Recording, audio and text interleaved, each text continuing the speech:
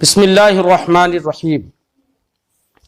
چہارم جمع مؤنث سالم رفعش بضمہ باشد و نصب و جر بکسرہ۔ اس میں متمکن کی وجوہ اعراب کے اعتبار سے 16 قسمیں تھیں، جن میں سے 3 قسموں کا ذکر اس سے پہلے ہوا کہ ان تینوں قسموں کا اعراب ایک ہوتا تھا، یعنی حالت رفع میں ضمہ، حالت نصبی میں فتحہ اور حالت جری میں کسرہ۔ اب چوتھی قسم بتا رہے ہیں، فرماتے ہیں کہ جمع مؤنث سالم کا اعراب حالت رفعی میں ضمہ اور حالت نصبی اور جری میں کسرہ ہوگا۔ یعنی جمع مؤنث سالم جس کے آخر میں الف و تا ہوتی ہے، یعنی واحد کے آخر میں الف و تا لگا دی جاتی ہے، تو ایسی جمع مؤنث سالم کہیں پر بھی اگر آئے تو آپ کو کیا اعراب دینا ہے؟ آپ کو دینا ہے کہ اگر فاعل یا مبتدا کی خبر یا انا کی خبر یا کانا کا اسم، یہ سب مرفوعات ہیں نا، تو مرفوع ان میں سے اگر کوئی بھی ہے تو کہا جائے گا کہ یہ حالت رفعی میں ہے یا نائب فاعل بنے۔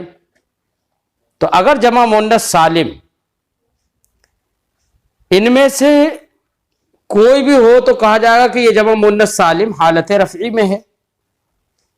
تو اب حالت رفعی میں آپ کو اس پر ضمہ دے دینا ہے، جیسے کہ ہم نے کہا جاءت مسلماتن، تو یہاں پر جاءت فعل ہے اور مسلماتن اس کا فاعل ہے، جب فاعل ہے تو حالت رفعی میں ہے۔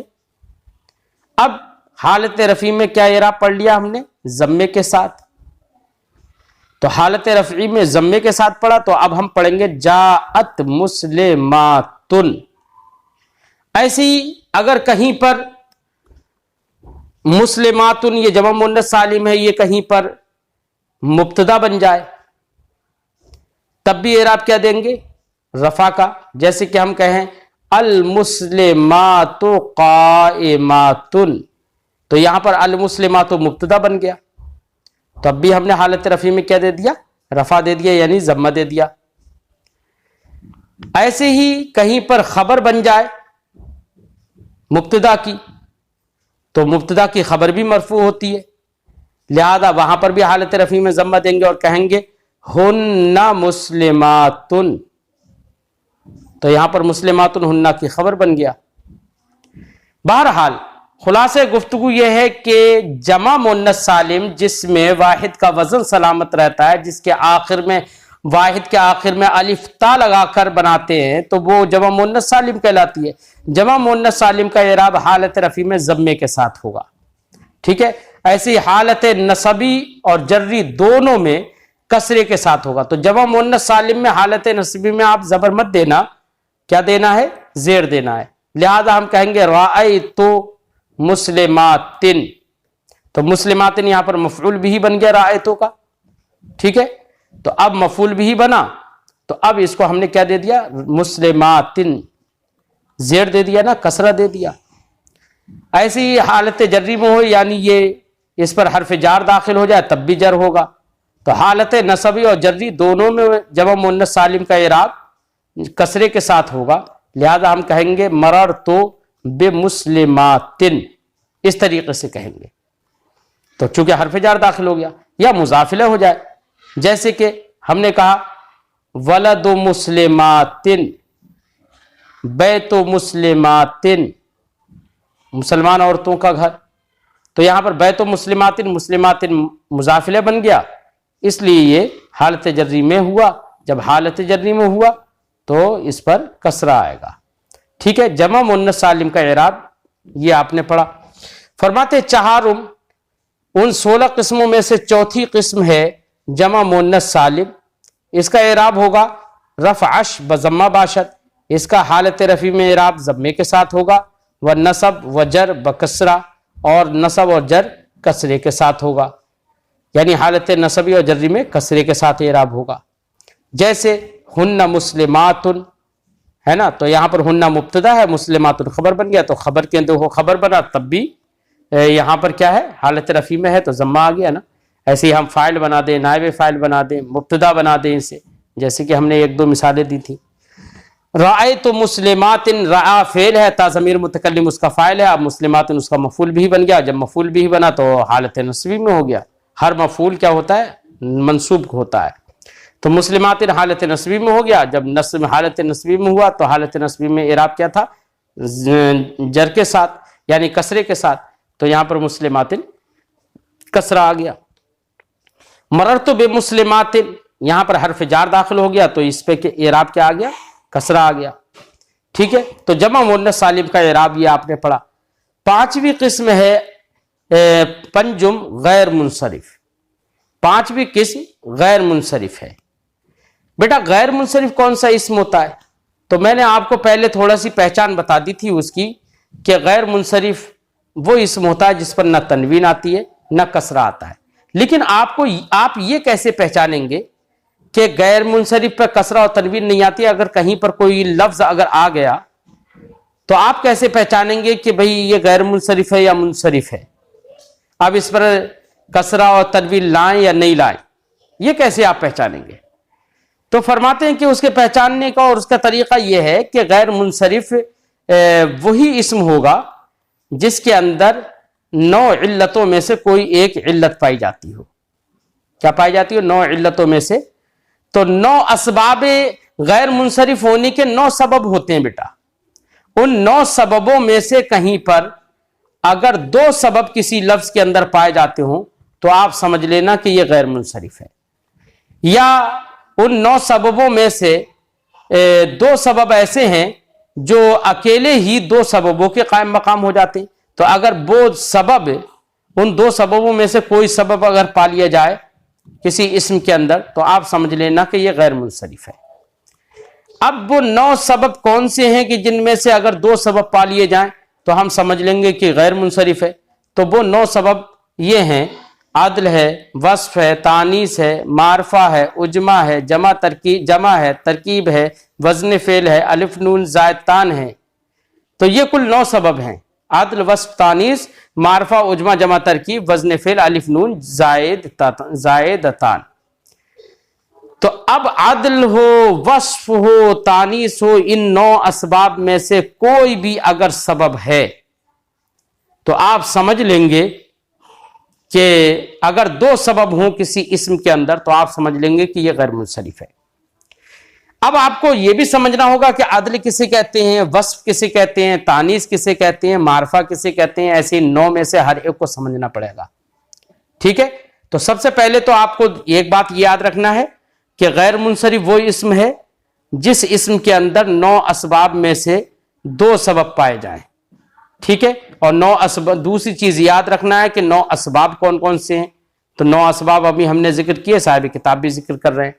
और फिर तीसरी चीज ये समझना है कि 9 असबाब में से 2 सबब ऐसे हैं जो अकेले, दोनों में से हर एक अकेले होकर के भी अगर किसी इस्म में पा लिया जाता है तो वो अकेला ही 2 सबबों के कायम मकाम होता है। ठीक है, ये 3 बातें आपको जहन में रखना है और फिर उसके बाद हर एक की तारीफ याद करना है कि अदल किसे कहेंगे, वस्फ किसे कहेंगे, तानीस किसे कहेंगे, मारफा किसे कहेंगे, उजमा किसे कहेंगे, हर एक की तारीफ याद करना है। तो पहले तो थोड़ा सा तर्जमा करते हैं। पंजुम गैर मुनसरिफ, 5वीं किस्म गैर मुनसरिफ है। वआ इसमेस्त के 2 सबब अज असबाब मना सर्फ दरू बाशत। गैर मुनसरिफ वो इस्म होता है कि 2 सबब अज असबाब मनासर्फ। मनासर्फ यानी गैर मुनसरिफ के असबाब।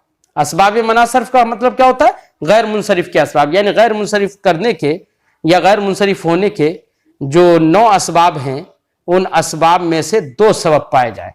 वही फरमाते हैं कि गैर मुनसरिफ इसमें वो इस्म है कि 2 सबब अज असबाब मनासर्फ दरू बाशत के जिसके अंदर गैर मुनसरिफ के असबाब में से 2 सबब हों। वह असबाब मनासर्फ और गैर मुनसरिफ के असबाब नह अस्त कितने हैं, 9 हैं। नह का माना 9, गैर मुनसरिफ के असबाब 9 हैं। कौन से हैं असबाब, आदल, वस्फ, तानीस, मारफा, उजमा, जमा, तरकीब, वजन फेल, अलिफ नून, जायदतान, ये 9 गिना दिए इन्होंने। अब आप ये समझिए कि अदल किसे कहते हैं। अदल कहते हैं बेटा एक लफ्ज दूसरे लफ्ज से निकल कर आया हो और उसके अंदर उस लफ्ज का मादा भी बाकी हो और उसके निकालने का कोई कायदा ना हो, यानी किसी कायदे के तहत निकल कर ना आया हो, तो उसे कहते हैं अदल। मिसाल के तौर पर बेटा जैसे कि उमर है, उमर के बारे में बताया जाता है कि उमर ये आमिर से निकल कर आया है ना। ऐसी जुफर के बारे में बताया जाता है कि वो जाफिर से निकल कर आया। तो उस दूसरे लफ्ज से निकल कर आना यही अदल है, ठीक है।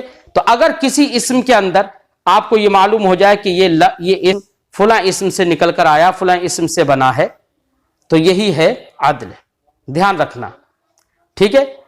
तो अदल वो इस्म है जिसको किसी दूसरे इस्म से निकाला गया हो और उसमें उस इस्म का मादा भी बाकी हो, यानी हुरूफ असली जो मादे में होते हैं ना, जो जैसे जिससे निकाला गया उसके जो हुरूफ हों वही हुरूफ इस इस्म के अंदर भी बाकी रहे जिस इस्म को निकाला गया हो। साथ ही साथ निकालना किसी कायदे की बिना पर ना हो, ठीक है। तो इसका नाम है अदल, ठीक है।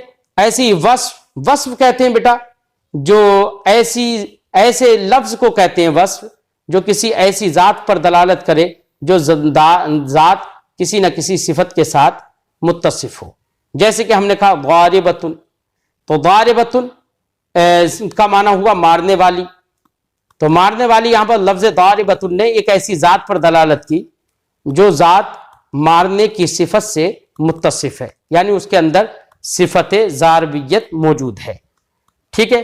तो अब वस्फ कहते हैं उस लफ्ज को जो ऐसी जात पर दलालत करे जो जात मुबहम हो, यानी मुतअय्यन ना हो, और उससे यह मालूम हो कि वो किसी न किसी सिफत से मौसूफ है, कोई ना कोई सिफत से उसके अंदर पाई जा रही है, बाज़ सिफात से वो मुत्तसिफ हो। इसी को कहते हैं बेटा वस्फ। जैसे कि हमने कहा अस्वदो, तो अस्वदो का माना हुआ काला, तो काला कोई ना कोई जात ही तो होगी ना, कोई ना कोई चीज ही तो होगी। अब वो कौन सी चीज है ये मुतअय्यन नहीं है, ये मुबहम है, तो जात मुबहमा पर दलालत की। और कौन सी जात मुबहमा पर दलालत की? ऐसी जात पर कि जो सियाही और यानी कालेपन से मुत्तसिफ है, तो इसी का नाम है वस्फ। तानीस, तानीस का मतलब क्या होता है बेटा? जिसके अंदर तानीस हो, ठीक है, ताय तानीस हो या अलिफ मकसूरा या अलिफ ममदूदा कोई हो, ठीक है।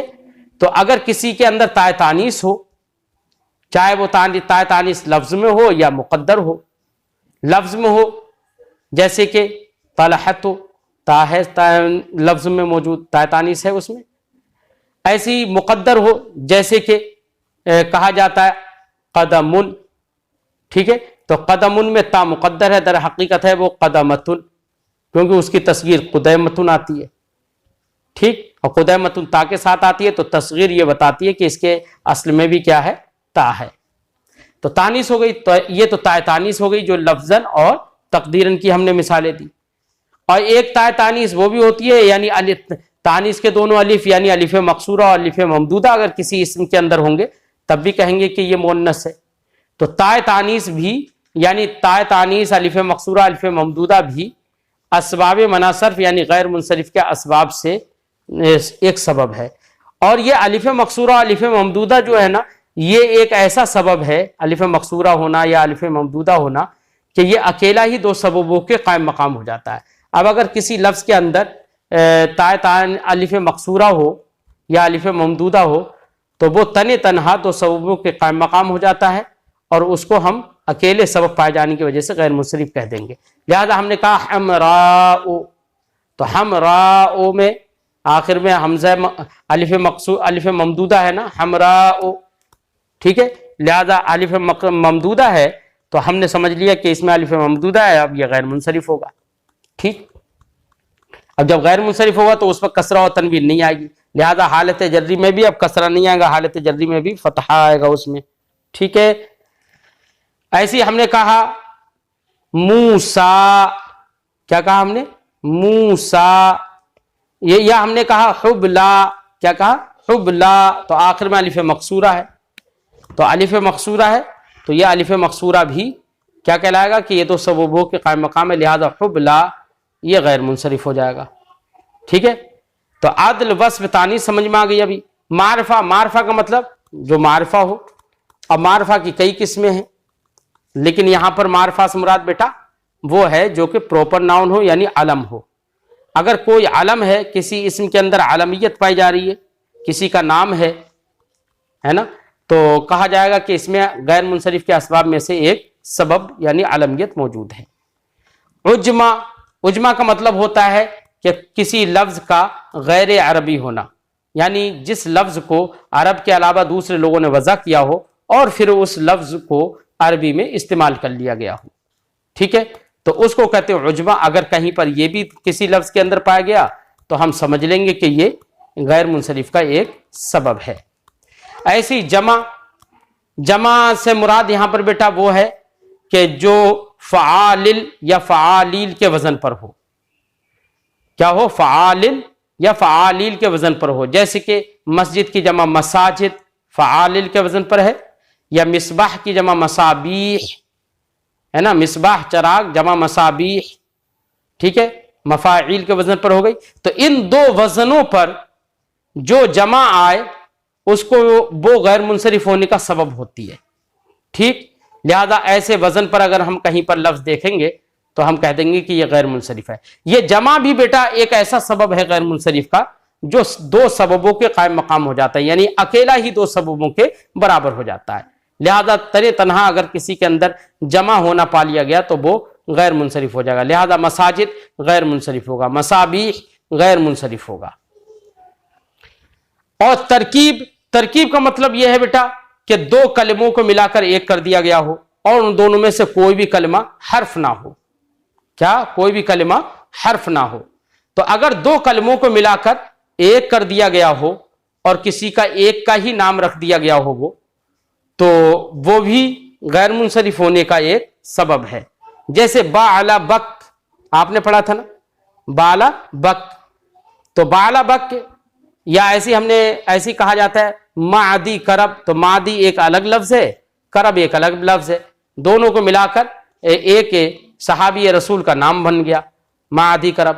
تو دو کلموں کو ملا کر ایک کر دیا گیا اور وہ کسی کا نام بن گیا ہو تو اسی کا نام ہے بیٹا ترکیب. اب اگر یہ چیز کہیں پر کسی اسم کے اندر ہم دیکھیں تو ہم کہہ دیں گے کہ یہ غیر منصرف ہونے کا ایک سبب ہے. لہذا ترکیب کہیں پر پائی گئی، لہذا جیسے معدی کرب ترکیب ہے موجود. اور وزن فعل سے مراد بیٹا یہ ہے کہ فعل کا وزن اسم کے اندر پایا جاتا ہو. کس کے اندر پایا جاتا ہو؟ اسم کے اندر پایا جاتا ہو. تو فعل کا وزن اسم کے اندر پایا جائے، وہ وزن خاص تھا فعل کے ساتھ لیکن نقل کر کے اسم کے اندر پا لیا گیا. تو کہیں پر فعل کا وزن اگر اسم میں پا لیا گیا تو ہم کہہ دیں گے کہ یہ بھی غیر منصرف ہونے کا ایک سبب ہے، لہذا وہ بھی غیر منصرف ہو جائے گا. الف نون زائد تان کا مطلب یہ ہوتا ہے بیٹا کہ الف نون کسی اسم کے آخر میں زائد ہوں. کیا ہوں؟ کسی اسم کے آخر میں الف نون زائد ہوں. تو اگر جیسے کہ ہم نے کہا عمران، تو عین میم رے یہ تو حروف اصلی ہیں، اس کے آگے الف نون جو لگا ہوا ہے وہ دونوں زائد ہیں، لہذا کہا جائے گا کہ یہاں پر الف نون زائد تان ہے، لہذا یہ غیر منصرف ہونے کا سبب ہے. اب یہ ساری چیزیں، یہ اسباب منع صرف میں سے دو سبب اگر کسی بھی اسم کے اندر پا لیے گئے یا ایک سبب ایسا پا لیا گیا جو دو سببوں کے قائم مقام ہو، اور وہ سبب جو دو کے قائم مقام ہو جاتا ہے وہ کون سے سبب ہے؟ وہ ایک تو ہے الف مقصورہ اور الف ممدودہ، اور ایک ہے جمع یعنی جمع منتہی الجموع اسے کہتے ہیں. ٹھیک ہے، اگر ان اسباب میں سے کوئی سبب، دو سبب یا ایک سبب پا لیا گیا کسی اسم کے اندر تو ہم کہیں گے کہ وہ اسم غیر منصرف ہے. ٹھیک ہے، اب جب غیر منصرف ہے تو حالت رفعی میں تو ضمہ آئے گا، لیکن حالت نصبی اور جری دونوں میں اس پر فتحہ آئے گا. ٹھیک ہے، اسی کو صاحب کی کتاب کہتے ہیں، جو مثالیں دیتے ہیں، جیسے کہ عدل کی مثالیں، جیسے کہ عمر یہ عامر سے نکل کر آیا ہے. احمر یہ صفت کی مثال ہے، وصف کی مثال ہے، کیونکہ احمر کا معنی ہے سرخ ذات، وہ ذات جس کے اندر سرخی ہو. تو دیکھو احمر نے دلالت کی ایک ذات مبہم پر، ذات معین پر نہیں بلکہ ذات مبہم پر، جو ذات مبہم سرخی سے موصوف ہے. ٹھیک ہے، یہ وصف کی مثال ہو گئی. طلحۃ یہ تانیث کی مثال ہو گئی، تانیث جو تانیث بتا جو ہوتی ہے جس میں. ایسی زینب یہ بھی تانیث کی مثال ہے نا، تانیث کی بھی مثال ہے اور معرفہ یعنی علم ہونے کی اور علم کی بھی مثال ہے. لیکن زینب میں جو تانیث ہے بیٹا وہ تانیث مقدر ہے. ٹھیک ہے، اور علم بھی ہے، کسی کا نام ہے. زینب صحابی رسول کا اور نبی کریم صلی اللہ علیہ وسلم کی بیٹی کا نام ہے. تو یہ بھی غیر منصرف ہونے کا سبب ہے.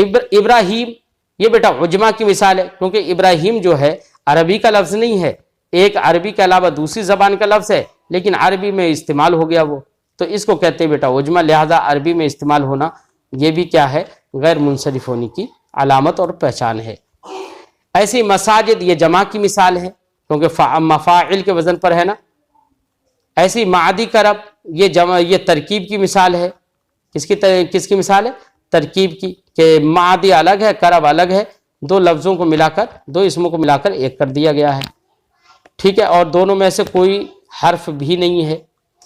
ایسی احمد یہ کس کی مثال ہے؟ وزن فعل کی. وزن فعل افعال کے وزن پر متکلم کا صیغہ ہوتا ہے نا فعل مضارع میں. ٹھیک ہے، لیکن احمد کسی کا نام ہے، لہذا یہ غیر منصرف ہونے کا سبب بنے گا کیونکہ فعل کے وزن پر ہے.